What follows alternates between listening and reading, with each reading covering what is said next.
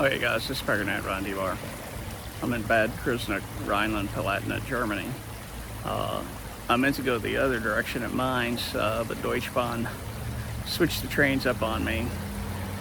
They pulled into different gates, platforms, and I got on the train going the wrong direction. And I said, hey, there's something here I want to see, so just get off of Bad Kreuznach.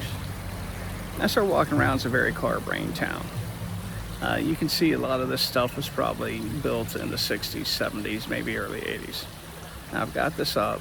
It's basically a parking lot. I don't know if there's originally a park there that was paved over, or maybe it was bombed during the war and they just never rebuilt it.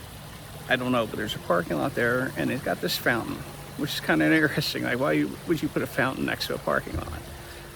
And then I remembered back in the city I was born in, Clarksburg, West Virginia, used to have a fountain in a parking lot.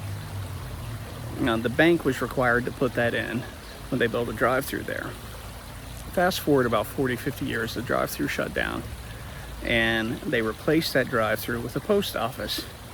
And there was no zoning regulation at all enforced on that post office. They flagrantly violated it, to the point that it doesn't even open up onto the street despite being downtown. It opens up into a parking lot.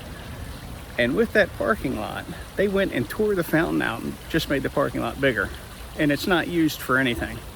They just made it ugly because some reason.